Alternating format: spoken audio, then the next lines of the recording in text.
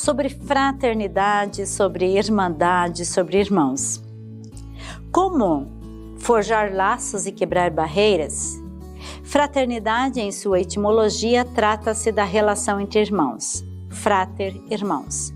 Mas como fazer isso em um mundo tão polarizado que prega o individualismo acima do bem comum? Lembremos que se somos irmãos é porque temos uma fonte em comum. Pode ser um pai, uma mãe física, pode ser uma mesma comunidade, uma mesma cidade, um mesmo país, o mesmo movimento de idealistas que trabalham juntos, uma mesma natureza humana ou uma mesma natureza em geral, uma turma de sala de aula ou até um curso ou até uma faculdade. Para termos o sentimento de fraternidade, o primeiro ponto é termos consciência dessa fonte comum que em geral não temos. E o segundo ponto, quando reconhecemos alguém como irmãos, temos mais paciência, mais tolerância, mais capacidade de reatar laços, porque não se pode desistir daquele que é um irmão, que é da família. Tudo começa por uma questão de posicionamento mental diante da vida.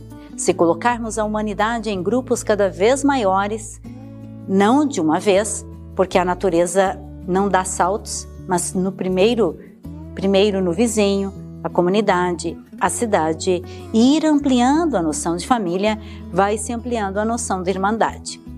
Também terei uma maior capacidade de inclusão, de tolerância, de paciência e de todas as virtudes de base para a fraternidade. Como viabilizar isso? Da mesma forma que fazemos com aquilo que nos interessa. Estudiosos dizem que se num período de 3 a 4 meses você realiza algo todos os dias, você tem a propensão a incorporá-lo como um hábito, como uma cultura. No campo das ideias concordamos, talvez esse seja o movimento necessário. Romper a inércia de um comportamento anterior e façamos deste movimento a nossa proposta prática para incorporar a fraternidade em nossa vida. Em um dia escolhido por você, um dia modelo, procure fazer as mesmas coisas com uma postura mental diferente diante dos mesmos fatos. Fazer as mesmas coisas de uma maneira diferente. Depois, pode ir incluindo outros elementos paulatinamente. Aproveite para viver um dia fraterno, construindo laços e polindo arestas que te impedem de praticar essa virtude. Ao acordar, recomenda-se, segundo os ensinamentos de Helena, fixar uma imagem que sugira Deus durante 30 segundos. Pode ser Deus, natureza ou alguém inspirador. Comece a buscar Deus em atos, em memórias e começará a entesourar lembranças maravilhosas. Cada dia tem uma magia, é como uma folha em branco colocada diante de nós para começar do zero. Sinta a necessidade de deixar o coração carimbado em tudo que fizer. Mentalize a vivência de um dia nobre, útil, inspirador para você e para os demais. Atue com imaginação e vontade. São 2 ferramentas mágicas. Com cortesia, ande na velocidade que te permita lembrar quem é e a quem serve. Sem pressa e sem pausa. Cultive uma predisposição positiva que te permita não se abalar ao encontrar pessoas estressadas, mal educadas. Lembre-se de que todas as pessoas que amamos são duais, ou seja, têm qualidades e defeitos, e que cabe a nós escolher o que vamos valorizar nela. As pessoas hoje saem de casa com a pior predisposição possível e conseguem fazer que aquilo que elas imaginam acabem tornando-se realidade. E o dia fica péssimo. Da mesma forma, você pode fazer o contrário. Seja mais observador, mais intuitivo. Perceba que você leva para a vida a semente dos fatos que começam a surgir. Porque nós temos o poder pessoal de atrair para nós as coisas que são condizentes com a nossa expectativa. Para os filósofos, aquele que se entrega à causa da fraternidade encontrará infinita força e inspiração para si. Ao nos entregarmos à missão da fraternidade, teremos força e inspiração. É daí que vem motivação para o dia.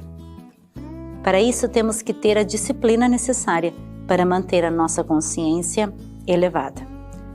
No olho do furacão, Ter força para manter a consciência elevada significa evitar que as circunstâncias te arrastem. Aquele que tem as rédeas de si próprio influencia mais gente do que ele mesmo.